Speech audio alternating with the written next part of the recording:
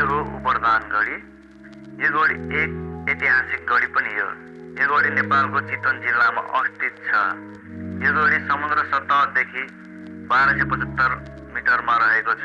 यो गढीमा प्राय चेपाङ, गुरुङ र मगर समुदायहरू बसोबास गर्दै आइरहेका छन्। यो गढीमा 2017 देखि होमस्टेहरू पनि सञ्चालनमा आइएको छ। यो गढीमा प्राय घुम्न, ट्रेकिङ गर्न, हाइकिङ गर्न पनि एकदम उपयुक्त मानिएको छ।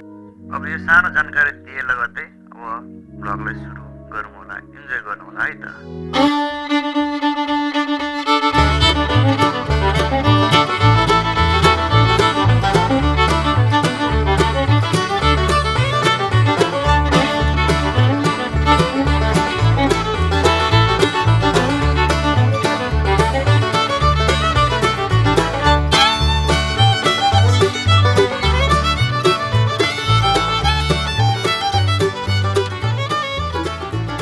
हेलो नमस्ते, फेरि पनि तपाईँलाई नयाँ भिडियो नयाँ भ्लगमा स्वागत छ। त हामी चाहिँ जान कहाँ जानु अरे हामी चितवनबाट माथि के ठाउँ रे यार, गढी उपरदाङ गढी भन्ने ठाउँमा जान लाग्छु। बाइक रेडी यहीँ छ, हुन्छ लगाएको होला केही छ पूजा गर्नु छ भाइ। अर्को दाइ पनि हुनुहुन्छ, अर्को दाइ यहाँ हुनुहुन्छ। अब हामी यसरी जान्छौँ, बाटोमा के हुन्छ देखाउँदै हेर्दै गरौँ है। अगाडि हिँड्नु न, उपरदान गरेर जाने मान्छे यहीँ खोलातिर ल्याउँछ। यो दाइले हाम्रो झन्डै खोलामा हाल्नु लाग्यो यार, बुढाले यार। हाम्रो यहीँ हुन्छ यो दाइ एकदम त्यस पुर्याउँदैन, आजसम्म पुर्याए भयो कि हामीलाई। जाउँ अगाडि चोकबाट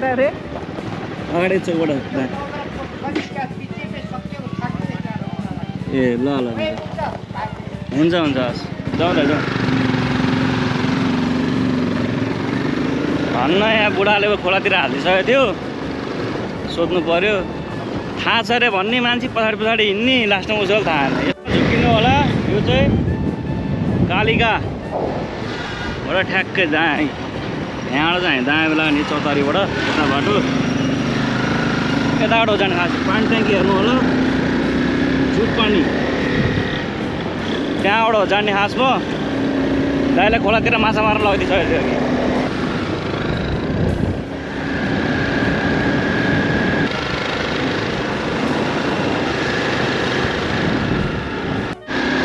हामी शक्तिखोर आइपुगेका छौँ। शक्तिखोर हजुर चाहिँ बिच बाटो।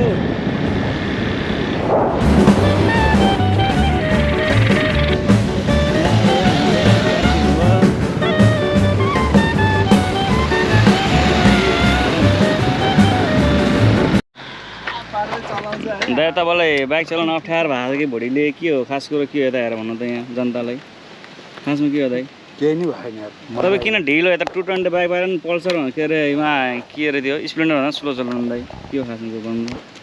तपाईँलाई भाउजू धेरै याद आएको हो। के हो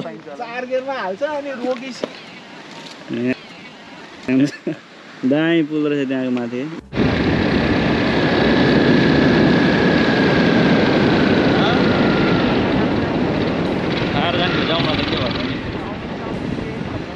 ल हामी चाहिँ आइपुग्यो दाइ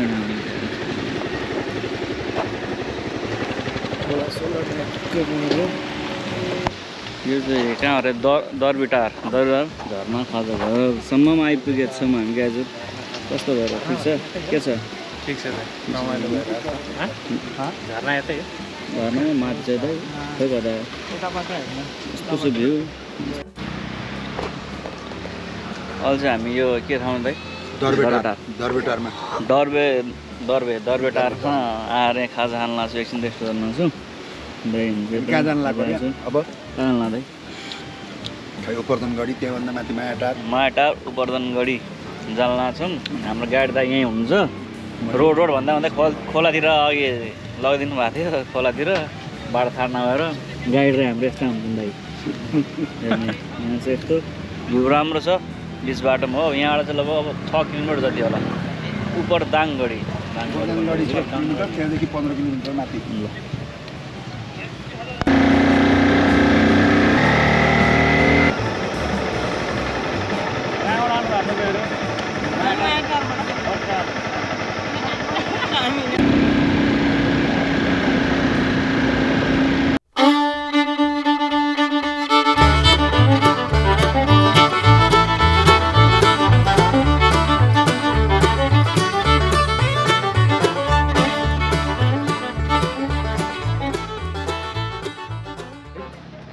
कस्तो छ ठिक छ कहाँ हाल्यो है बाइक यार ल अब हामी ड्रोन सटको पालो हाम्रो ड्रोनको ड्राइभर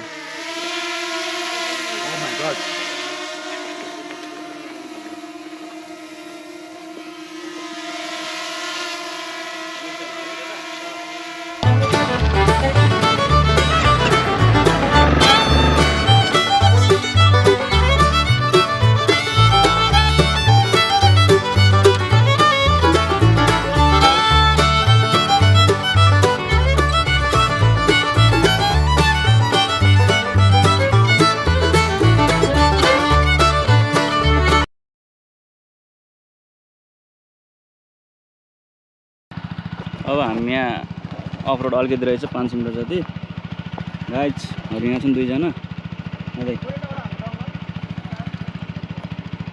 साइडबाट हाल्नु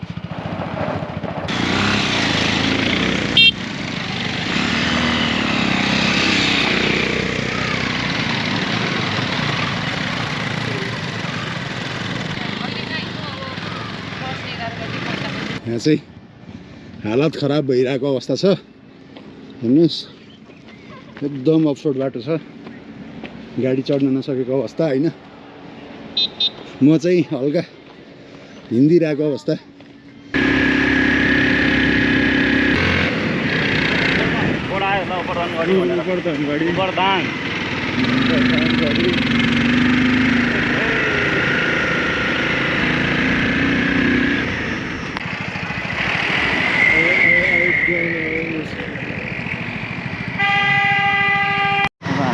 पानी सानी खाइयो अब हिँड्दैछौँ बन्द रहेछ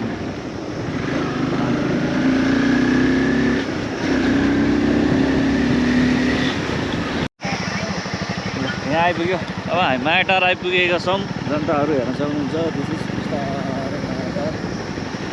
यो हो हाम्रो मायाटार हाम्रो गाउँ हाम्रै ठाउँ देउसी भइरहेछ यता गाडीमा गाइसकेको कहाँ हो जाने तल माथि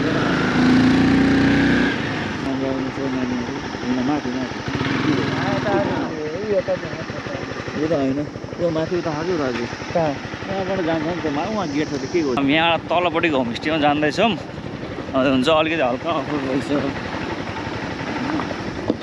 रहेछ यसरी त गरौँ त झुक्क परे गाउँमा फस्ने हामी है गाइजहरू आउनुहोस् जहाँ पाइँदैन एउटा यसो खाल्टो खाल्टो हालिदिन्छ नि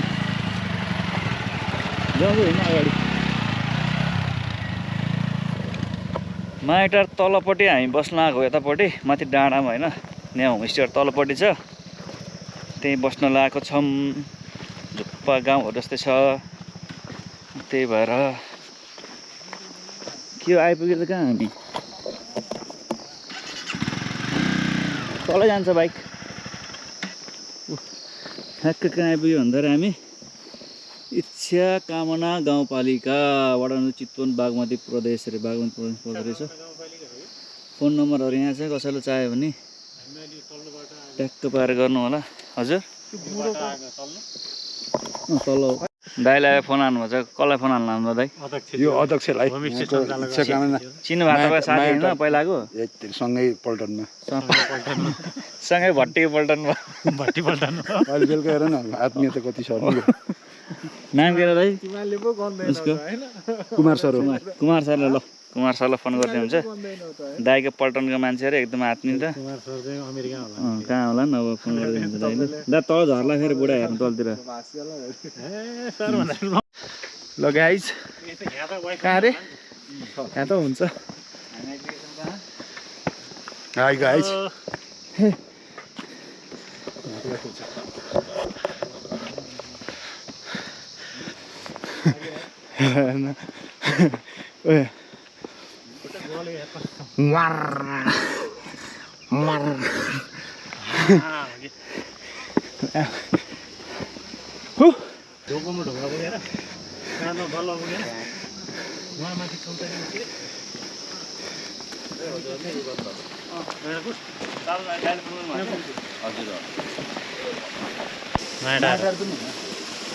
सोध्नु न यार लालीगुराँस रिसोर्ट हो यो चाहिँ लालीगुराँस रिसोर्ट हो हामी चाहिँ आएको यहाँ भ्यूहरू माथिबाट देखाउँछ हामी दिन्छौँ कस्तो के छ तिमीलाई ठिकै छ दाइ रिसोर्टमा बस्नु पाउँदा कस्तो अनुभव भइरहेको मस्त रमाइलो दाइले के अनि तपाईँलाई यसो मैले यसो लिएर आएर यहाँ यसो लालीगुराँस रिसोर्ट जस्तोमा यसो बस्नु पाउँदा कस्तो भइरहेको छ धेरै खुसी भइरहेको छ अरू खुसी अझै बेलुका आउन बाँकी छ रुममा चाहिँ नरहँदो खुसीले मेरो आँखाबाट आँसु आइसक्यो रातो भएर आएको दाइलाई कस्तो लागेको अनुभव दाइ त खुसी नआउनु भयो बाहिरबाट छुट्टीमा आएको मान्छे हजुर यसो अब साथीहरूसँग यसो घुमघाम गर्न रमाइलो लाग्यो अरूभन्दा पनि हाम्रो चितवनमा पनि यस्तो ठाउँ रहेछ थाहा थिएन तपाईँलाई जस्तै यो मलाई कहाँ जस्तो भने यो त मनकामना गएको जस्तो लाग्यो क्या त्यस्तो टाइपको मनकामना जाँदाखेरि एकदम यतिकै चिसो होइन एकदम हाइटमा बस्न राम्रो हुन्छ नि राम्रो ठिक छ हामी यहाँ छ हाम्रो यो यस्तो छ भिउमा ड्रोन सट देखाउँछु रिसोर्ट यस्तो छ अब एकछिन हामी ड्रोन सट हेरौँ है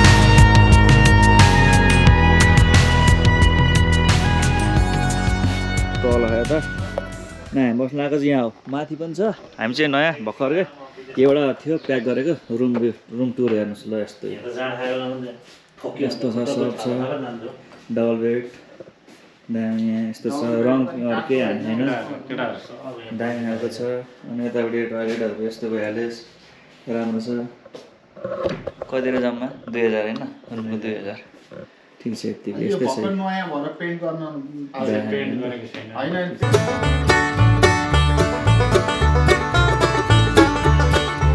यस्तो छ यताको भ्यू गाइस नाइट भ्यू है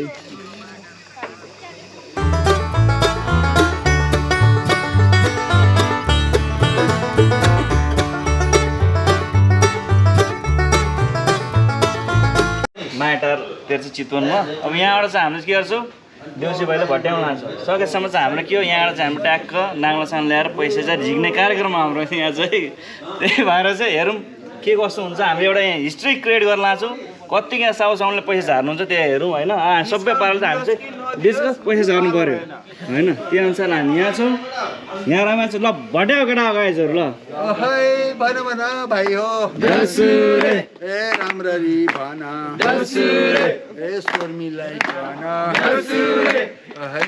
देउसी रे भन ए मनाउँदै आएको ए चाड र पर्व ए मनाउँदै आएको ए कहाँको आएको ए थाहा नै भएन ए खेलाउँदै आएको बारबी गाउँमा छैन के मासु हेलो गुड मर्निङ छ अब हाम्रो चाहिँ यहाँ उठ्ने कार्यक्रम भइसकेको छ हामी उठिसकेका छौँ सबैजना जनता जान जान्छ हामी कहाँ छौँ केटा सुतेर भुज भए अर्को त यहाँ रेडी भएको छ तपाईँ हेर्नुहोस् अब यहाँ हेर्नुहोस् बब्बाल हावा चलेछ मिठा हावा चलेछ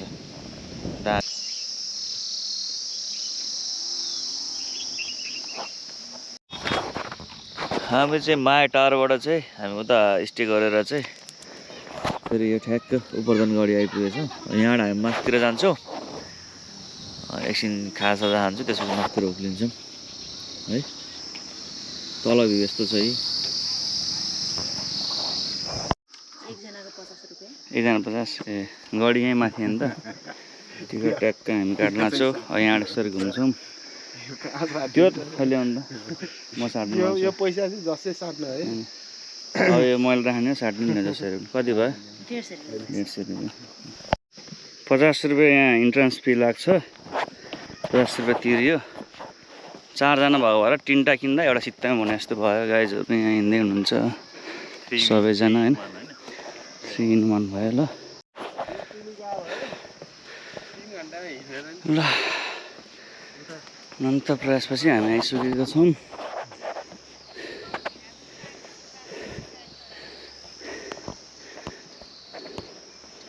ऐतिहासिक किल्ला गोवर्धनगढी इच्छा कामना साथ। ल जय होस् हाम्रो। एकछिन चिसो भइदियो अहिले फेरि गर्मी घाम चर्केर चिर्कै गरी हुन थाल्यो। फाइनली आयो हामी नेपालको।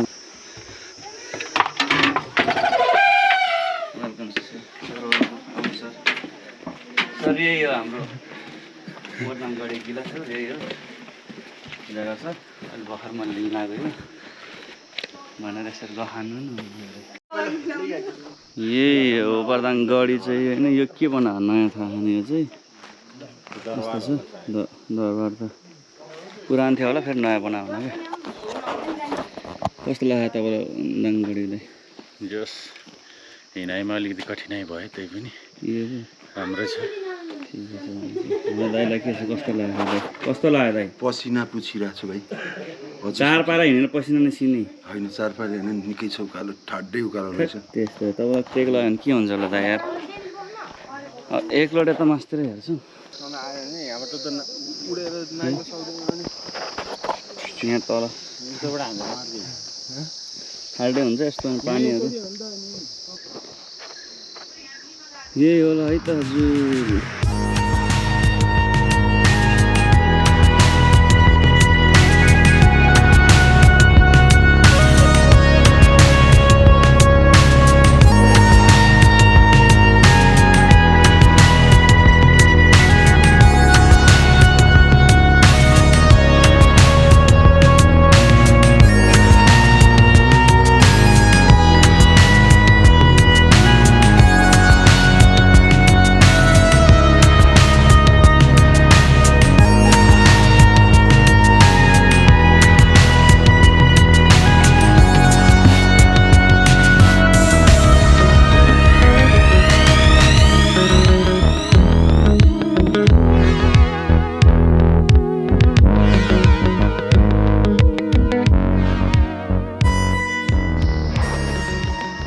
अब आजको देखिहाल्नुभयो होला, ड्रोन सटहरू पनि देखिहाल्नुभयो होला होइन, ट्याक्कै हेर्नुभयो होला। गोवर्धनगढीको चाहिँ आजको हाम्रो चाहिँ यो भ्रमण यहीँ सकिन्छ। खाजा खाएको छैन, खाजा खान जान्छौँ हामी। यतातिर अझै यस्तो दामी भ्यू देखिन्छ मस्त वाला। कस्तो छ भन्दाखेरि यो ठिकै छ। अब चितवनवासीहरूलाई यसो माथि आएर चिसो ठाउँमा या गढीसडी आउने भएपछि यसो वान नाइट स्टे गरेर बस्न चाहिँ राम्रै छ, ठिकै छ यो बस्नलाई, यताउति गर्नलाई। बुकसुक गरेर आउनुहोस्, बस्नुहोस्, होइन भने पाइन्छ पाउन त होमस्टेहरू उहरू सबै। ल अब हामी चाहिँ निस्केको, गढी घुमेर आएर पनि सक्यो, निस्किन लागेको। पछाडि आउँदैछन् सबै अब दाजुहरू। ठिकै भयो, घुमाइ ठिकै भयो, राम्रै भयो। वान स्टे जोस् घुम्नुपर्छ है, ठाउँ ठाउँ आफ्नो देशको पुरै घुम्नुपर्छ, कता कता छ के छ जता भए पनि यसो घुम्नुपर्छ टाइम मिलाएर है त। गोवर्धनगढी ठिकै थियो, घुमियो आइयो। जुन कोलीहरू यहीँ छन्।